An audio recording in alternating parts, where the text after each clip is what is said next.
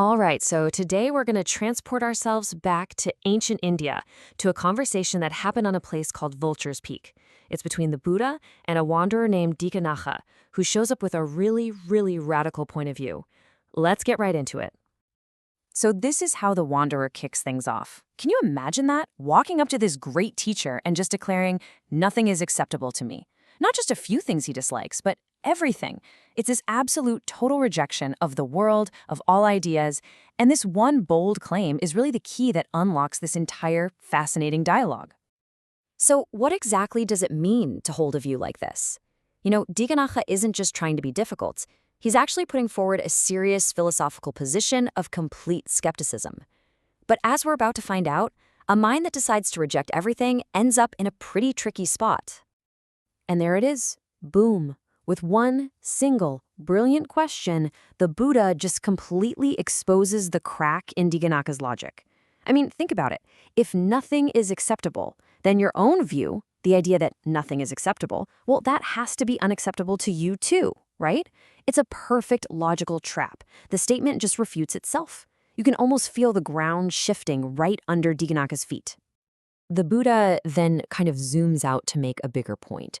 He says that, most people, even when they decide to give up one viewpoint, they just immediately grab onto another one. It's almost like they're just trading one set of chains for another.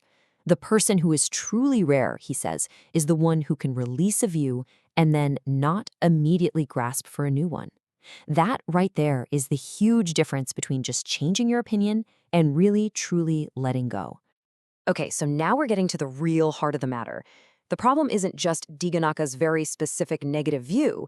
It's the whole act of clinging to any view as if it's the one and only absolute truth. So let's break down the three fundamental positions that people can take. So here they are. You can either accept everything, you can reject everything, or you can do what most of us do, accept some things and reject others. And if you really think about it, that covers everything, right? Every possible opinion you could ever have falls into one of these three buckets. There's no fourth option. And the Buddha's about to show why each and every one of them is a potential trap. Now, this is where it gets really interesting. Each of these views has its own kind of psychological flavor. The view of total acceptance, for instance, is near to passion and clinging. The view of total rejection, Dīghanakha's view, is actually near to dispassion and non-clinging. Now, notice that phrase, near to. It's so important. The Buddha isn't saying it's a guarantee, but that it points you in a certain direction. It creates a tendency. And this is really the punchline of the first half of this whole talk. The actual content of your opinion, whether you accept, reject, or pick and choose, is way less important than the way you hold it. The second you say, "This is the only truth and anyone who disagrees is a fool," that's the moment you've fallen into the trap. And what's the results of falling into that trap? Well, it's a chain reaction, and it's pretty much inevitable. You start with a rigid view. That view is guaranteed to lead to conflict with people who disagree. That conflict leads to arguments and disputes. Those disputes create all this internal distress and turmoil. And that distress just festers and turns into pure vexation. It's a guaranteed recipe for suffering, and it all starts with nothing more than an opinion you're holding on to just a little too tightly.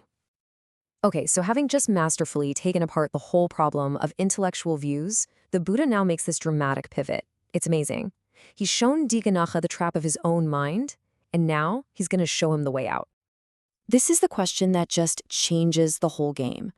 I mean, if getting into arguments and defending our positions just leads to conflict and misery, what's the alternative? How do we find a kind of truth that isn't just another opinion for us to cling to? And the answer is pretty radical. The Buddha tells Dīghanakha to shift his attention away from all those abstract thoughts and towards something immediate, something tangible, something that is undeniably real, the direct experience of his own body and that constant stream of feelings or sensations that are always arising within it. So let's get clear on this key term, vedanā. It doesn't just mean big, complex emotions like love or jealousy. It's much more basic than that. It's the raw texture of our experience, the direct sensations that we instantly label as pleasant, painful, or just neutral. It's the feeling of warmth from the sun. It's the ache in your lower back. It's the neutral feeling of your feet just resting on the floor. It is happening to you right now, this very second. So what happens when we actually take this advice? What happens when we start paying attention to this constant flow of feelings? What do we discover about them? Well, when we look really closely, we start to see that all feelings, every single one of them, no exceptions, share these same characteristics.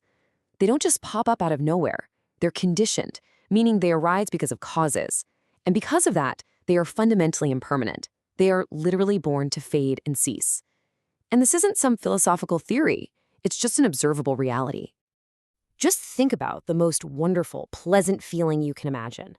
A bite of your favorite food, a moment of pure joy. If you could watch it with total attention, you'd see it arise, it would shimmer for a moment, and then it's gone. It's beautiful, but it is, by its very nature, temporary. And, the exact same thing is true for painful feelings. A sudden headache, a wave of sadness. In the moment, it can feel all-consuming, like it's going to last forever. But it won't. It's like a storm cloud. It has its own lifespan, and it will, eventually, dissolve and pass on. And what about that vast ocean of neutral background sensations that we usually don't even notice? Well, that's in constant motion too. Nothing is static. Nothing is solid. Everything is in a state of flow. And seeing this directly for yourself is the key to everything that comes next. This profound insight into the real nature of our experience isn't just some interesting little fact to know.